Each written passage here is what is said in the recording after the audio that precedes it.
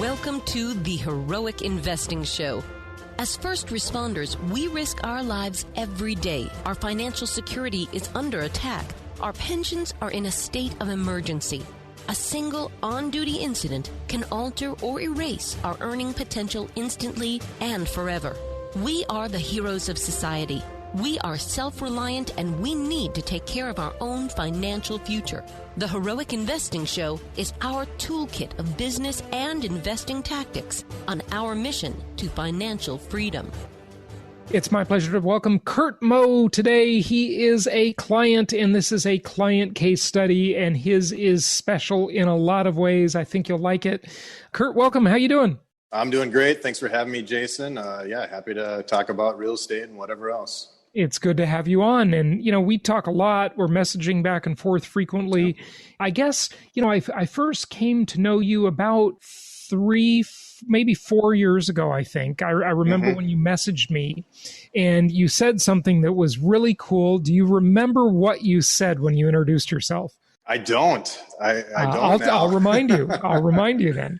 You said, "Hey, Jason, my name is Curt Moe. I've been listening to your podcast for 9 years, and I finally bought a property, and I've been working with Sarah," and that's what you said. Excellent.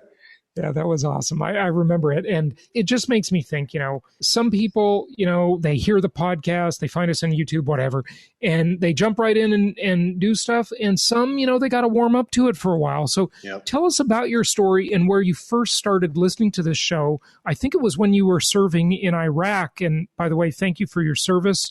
Tell us about that. Yeah. So I went to Iraq in 06, 07 and had a lot of downtime. And that was also like, you have time to kind of think about, well, what do I want to do next with my life? And I had been working in coffee shops for like 7 years. And during that time, I was like, I'm done with this, but I didn't know what I wanted to do. And I just started going through the whole Kiyosaki library. And I think I read at that time, all of the Rich Dad books, and then started, podcasts were a brand new thing. And I stumbled upon yours. And after reading his books and listening to your podcast and some others, I knew like, hey, I want to get into real estate. But at that time, and when I came back, I had quite a bit of consumer debt and some student loan debt and some core beliefs that I had to address also. So, that was 06, 07.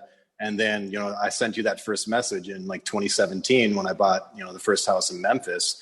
That was really just, in that 10-year period, it's a struggle, a mental struggle of wanting to invest in real estate so badly, but having to address that debt first. And I didn't pay off the whole debt before I got the house, but I got it down to a point where my monthly payments were enough that I could save more, where everything didn't have to go to the debt payment. Which debt are you referring to? I had credit card debt. I had some student loans and stuff. So tell us about those core beliefs that you had to change and why that was impactful.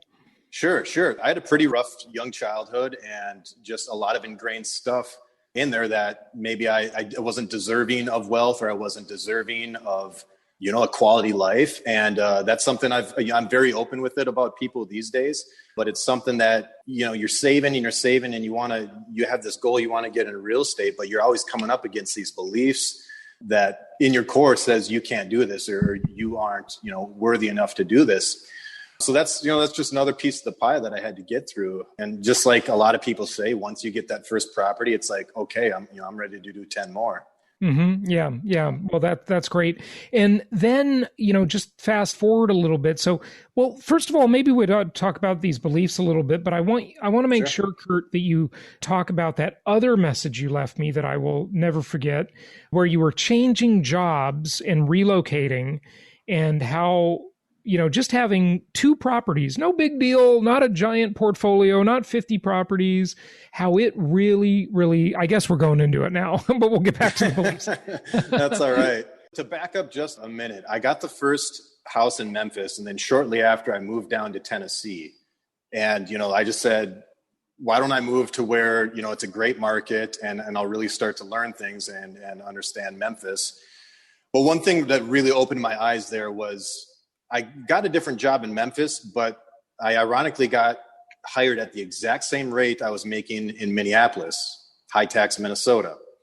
Went down to Memphis, no state income tax. And just from that move, again, making the same amount in my salary, I was still able to net around $500 a month just from the no state income tax. And that really opened my eyes to what the lower taxes can do. Now, interestingly, you're living in Puerto Rico that has the best tax deal on planet Earth for an American citizen. If you're not American, you can do all kinds of stuff, but Americans are kind of trapped because the IRS taxes you worldwide, except Puerto Rico, they give you a big exemption. So congratulations on that. But just to also explain, you're an IT professional, right? Yep. So you do information technology. Saving $6,000 a year on taxes was significant because in a couple of years, you can add another property to your portfolio, right? Absolutely. Absolutely. It was incredible, especially the numbers really helped. I mean, I would have preferred more money when I moved to Memphis, but just the fact that I was getting the same amount in pay, but my checks were like, or at least every month was like $400 extra or $500. Well, and your cost of living was lower too, right? That too. Yeah. That too. But to the message, when all this pandemic started, I was actually in the middle of switching jobs and was kind of nervous about things. But I remember the message and I just had maybe not a confidence, but I didn't have a fear and an anxiety. And I just said, just from having these two houses, plus the income and savings that I have, I know I'm feeling a lot better and a lot less anxious, and I don't have to worry about as much as I would need to if I didn't have this passive income coming in. Now, even if it got to the point where it was a really weird transition because my new job really delayed on bringing me on board, where I was taking just a week off between jobs, and it ended up being 5 weeks because they didn't know what to do as COVID was starting. So you were switching as the COVID thing was becoming a big deal. Yeah. And so they delayed your hiring. Yeah. That's when having the two rental properties made you feel more secure because you had the income from them, right? Yeah, because I thought at any day, companies were starting to downsize already. This was March, April. And I thought any day they're just going to say, hey, we need to downsize also. And we're not bringing on new people or we're going to do a hiring freeze. I was convinced that was going to happen until that laptop arrived in the mail for me to start working for them. And now you've got a third property underway, right? Closing Thursday. Yeah. Okay. I'm going to fly back to Charlotte because unfortunately the government doesn't let you wire money electronically with some banks. So I gotta fly to Charlotte, close, and then I'll fly back. Cool. Yeah. So basically you've done a property per year, right? Just about. I mean, I've really had to bootstrap, all my savings and, cash flow, it's all going into the next down payment. But I think I'm at a point now with this third one, especially where I can really accelerate it. And, that's just the power of compounding, adding one property and then the next. And as long as you don't have to live like a, pauper, but as long as you keep rolling your profits into the next down payment, you can really accelerate it. And of course, like I said, after the first property, you want 10 immediately, but part of the learning process is, the patience you have to exercise, to get to the next one and the next one. This is definitely an addictive hobby, being a real estate investor, isn't it? Yeah. Yeah, definitely. Yeah. Good stuff. You talked about those limiting beliefs. Do you want to circle back to that at all? Because I think that's really important for a lot of people. And it's amazing, it's this difference between context and content, right? For example, fish, they live in water. Do they notice the water? Well, we don't know because we can't read their minds, right? But probably not. We live in air. Do we notice the air? We don't really think about it too much unless it's really bad, right? But everything in our lives is generated out of this belief system we have. And that's why it's so incredibly important to manage one's belief system, isn't it? Absolutely. Absolutely. And they really, you can have unlimiting beliefs and you can have limiting beliefs. And I definitely had limiting beliefs. And it came to a point where, I just accepted my past and really dove into those. And it's a thing where I've read the prosperity books and the wealth books and the finance books and the Tony Robbins. But until you really, look at yourself and confront those beliefs, and, I recommend if they're bad enough, see a therapist. I've done that and I still do that. And it's extremely helpful for me. But most therapists, though, aren't going to be prosperity conscious, though, are they? No. But if you can address beliefs of shame and guilt that you may carry from your childhood, where that was the repeated message that you received, absolutely, it's going to carry over into other things of life. You change it in one area, and then it's your diet and your health and your exercise. That is lifted also. Right. So, right. Well, you're definitely a health conscious guy, I'm sure. I mean, I know you're in great shape. I met you when you came out to our Meet the Masters in 2019, right? 19, yeah, Ron Paul year. Newport Beach, California. And the funniest thing, you sent me a message right before the event. We hadn't met yet, but it was another, you send some funny messages. I love them. And this message was funny. He said, hey, Jason, let me know if you need any help with the event. I'd be happy to work security. And I'm thinking, God, if I need security, I'm in trouble. Oh, man. But if you're not watching this on video, Curt is a big buff dude, so he could handle security for sure. Thank you. I wasn't always. Yeah. I was upwards of 250 at one point. But it applies with health and weight and with prosperity and with all these things, doesn't it? We just relationships. Absolutely. Yeah. Absolutely. Yeah. They say the most important conversation any of us will ever have is the conversation we have with ourselves. And we're just talking to ourselves all the time, all day long, aren't we? Yeah. Yep. Yeah. So share with how changing these belief systems, just any more on that? Did you change the conversation with yourself? What was the old one? What's the new one? Oh, definitely. Definitely. I mean, the old one, one of the messages I got growing up was, everything I touch breaks. I was a troublemaker. I got into trouble all the time and a lot of things broke, when I did that. So it wasn't untrue then. No, it wasn't untrue. But then when you hear that repeatedly, it gets ingrained in you. And like I told my sister the other day, I said, I carried a lot of pain for a long time. And I think, a lot of people who knew me knew. But I'm just very open to sharing these things now, especially during these COVID times, because I think a lot of people are hurting and they need that stigma removed of, things like depression and things like mental health, that we're human. We go through this stuff, and if you know that someone else has gone through that and you're going through it and trying to hide it or just keep it in, or you're scared to even admit that you have it. Hearing one person say that's what changed my life a long time ago. It's interesting that you say that, because I read a post on social media this morning that circles right back to what you're saying. It said something to the effect that suicide is not a selfish act, like some people have said that it is, right? But it's the final symptom of a disease known as depression. It's so sad when that kind of thing happens, right? But it's true. Everybody goes through these difficult times, these rough patches in their lives. It's just helpful to know that it's normal and people go through it, right? It is. And, social media does us no favor when you have the curated, someone takes 100 photos and posts the one that just looks awesome. Right. And we're constantly seeing that, and then, mentally or consciously or unconsciously comparing ourselves to that. I'm a big recommender of, getting off Facebook, which I've done recently, and, anything else that overall, it's like when you look at social media, just a tangent, look at it as the overall. And for me, it was a net negative. Over the whole time and years that I used it, it was a net negative. I got less out of it than I gained. Yeah, I'm starting to think the same way, and I've been, I don't know if we're still on Facebook together, but I've been posting a lot of things since I got restricted. I got put in Facebook jail for saying, quote, "They just want a fair election." Apparently that was blasphemy, Curt. And so I've been really outspoken lately. And I was thinking, what if they kick me off? And I'm thinking it might be a blessing, because that comparison trap is bad. But, is it always bad? Because sometimes the comparison thing makes us strive for more, right? We need to have our heroes and our idols, but I don't know how to really break it down into words, but there's the heroes and the idols, but then I don't know what social media does to it. It's, it's that YOLO life. It's I was in Guatemala recently and I saw some folks taking a photo and I was like, and I just kind of jokingly walked by them and I said, guys, life doesn't wait for Instagram. And the girl immediately replied that pics or it didn't happen, Well, it did happen. And when I go on vacation, I take photos of like nature and stuff, but what I don't take photos of is up in my head.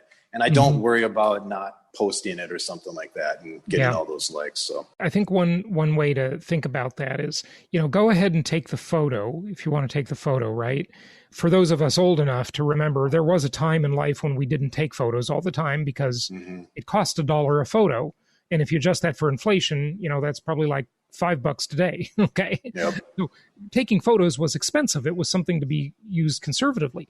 But go ahead and take the photo and then put your phone down and experience it. Take in the beauty of whatever you're looking at, right? Yeah. Life is happening, regardless of what's going on in someone's state or someone's country, lockdown, in regards of lockdowns and stuff, life is still happening and people are still living it, and it's out there for anyone. Yeah, it certainly is. Okay, so these beliefs, do you feel like you overcame them, or is it something that you always have to just constantly work on and remind yourself of? With other things I've gotten, where you make a little progress and you're like, oh, I got this. And I've done that with core beliefs. And I think just the cautious approach I'm taking it is just to assume that it's something that I'm going to have to work on, at least for a long time. Maybe not lifelong, but it's important to me enough. And I've gotten so much value, and I'm just a completely different person from, addressing them and working on them, that I get value when I do really dive into them. And things like yoga and meditation. I mean, anytime I do yoga and meditation to start my morning, the day, at least the first half of the day, whatever happens, I'm still super chill and it feels great. Yeah. And in your line of work, there's a lot of things that go wrong, right? Yeah. Definitely. Well, what's your plan for your real estate portfolio? I remember doing I don't know if you remember the 5-year plan. I think it was before the 2018 Meet the Masters, or I forget when we did that, but I had the Ric Flair costume when I did mine. But then I think mine then was 8 properties within 5 years, and that was 2017 or 2018. And I know I can still hit that. So I got till 2022. So once we get this next one, I think I can accelerate and maybe refinance the 2 that I've had and really just kick that into gear. I'm not a huge definitive goal person, but I just keep progressing, and everything I've been doing since 2017 is just funneled into the next property. That's awesome.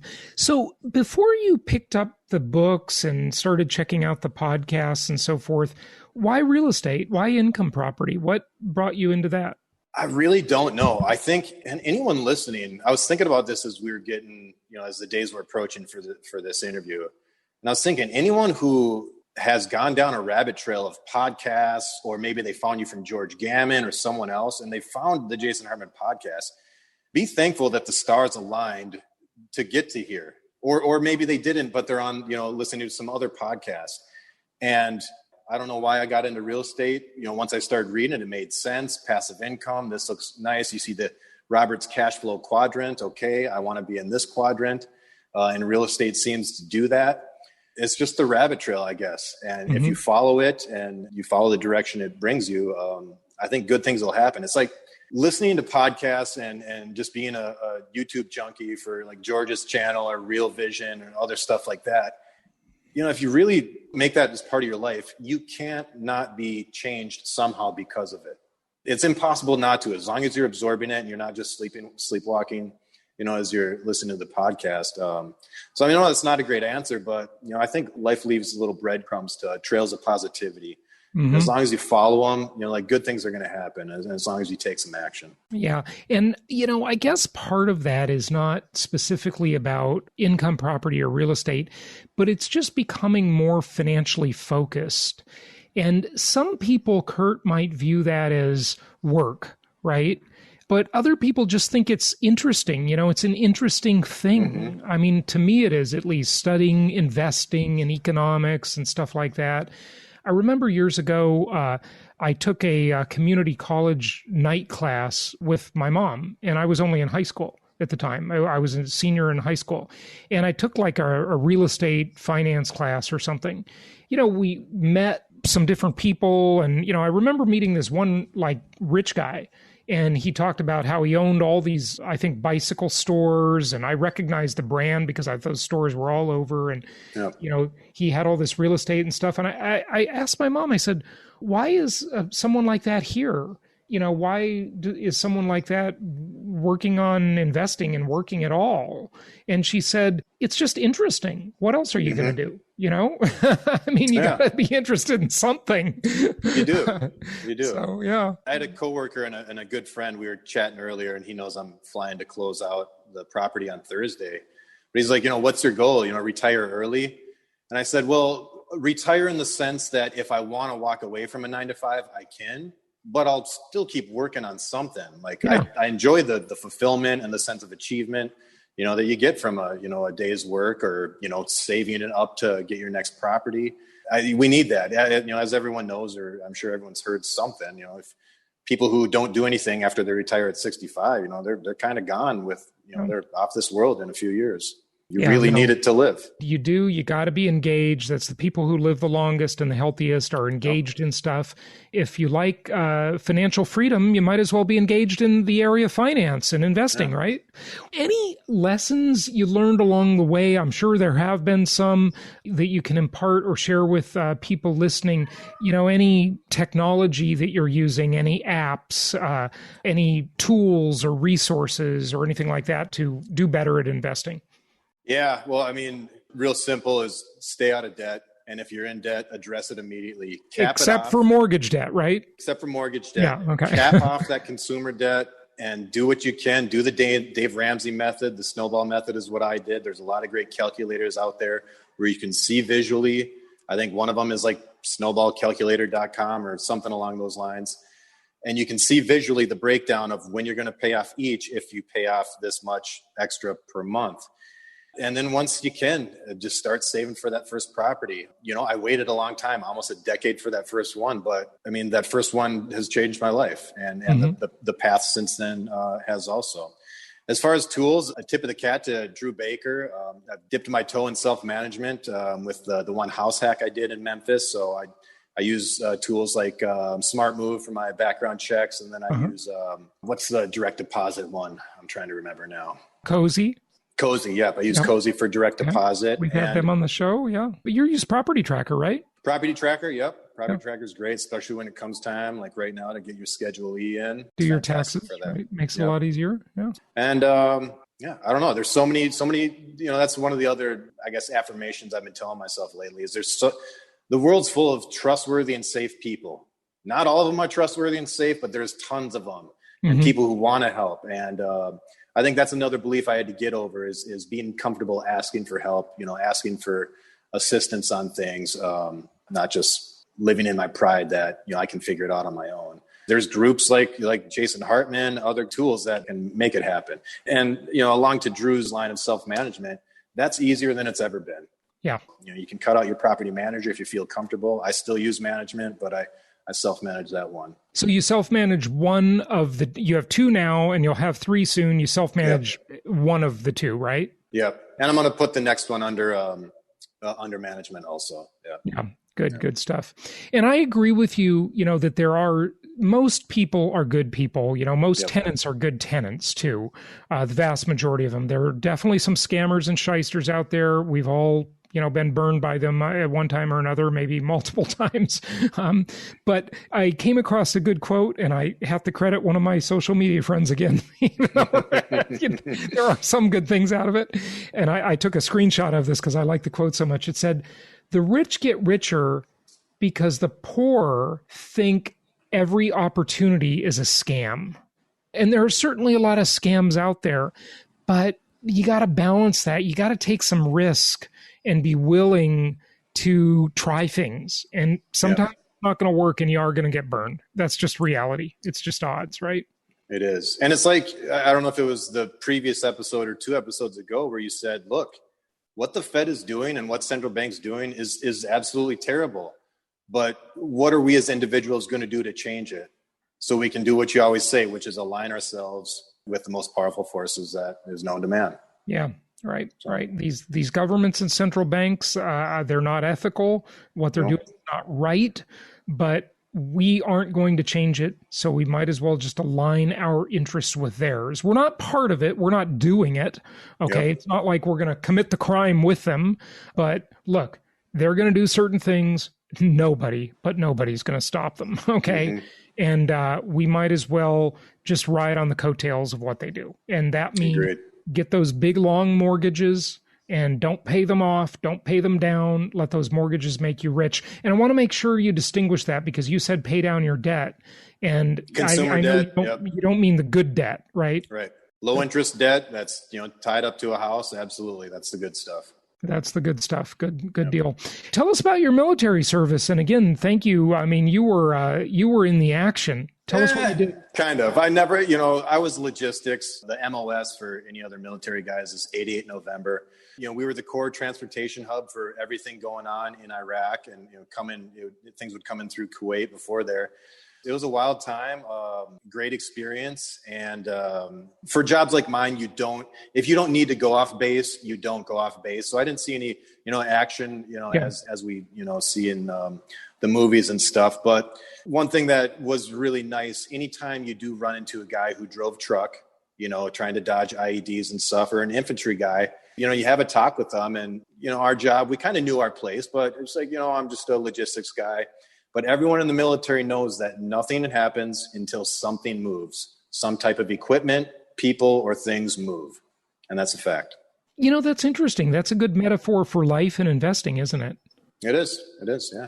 Yeah. So until you take action and, start buying properties, nothing happens, right? You can learn about it. You can think about it. And that's all great. Get educated, but you got to do it. You got to do it at some point. Yeah. You don't have to wait 9 years, but if you do, hey, like I said, I'm still very happy that, I'm on that path. So yeah. Curt, thank you so much for sharing your story. Thank you for your service. And it's just always great. People love when they get to hear client case studies from real people like yourself. And I'm just really happy for you. So keep up the good work with your investing. And any final words to wrap it up? I can't go without a tip of the cap to Adam Jackson, who, we were at the Memphis property tour. I think it was 2017. And he told me, he's like, I cashed out my 401k and bought 10 houses. And I was like, what? Yeah. And he was on the show talking about that. Yeah. He's been on a few times. Yeah. And that kind of is like, okay, I have a little bit in my 401k. I can do something here. And so he, just that little conversation also played a big part in me getting that first house. So I always appreciate you, Adam. That's awesome. Thanks so much. Curt, really appreciate you being on the show. Thank you very much, and happy investing, my friend. Thanks, Jason. Thanks for having me. Thank you so much for listening. Please be sure to subscribe so that you don't miss any episodes. Be sure to check out the show's specific website and our general website, hartmanmedia.com, for appropriate disclaimers and terms of service. Remember that guest opinions are their own, and if you require specific legal or tax advice or advice in any other specialized area, please consult an appropriate professional. And we also very much appreciate you reviewing the show. Please go to iTunes or Stitcher Radio or whatever platform you're using and write a review for the show. We would very much appreciate that. And be sure to make it official and subscribe so you do not miss any episodes. We look forward to seeing you on the next episode.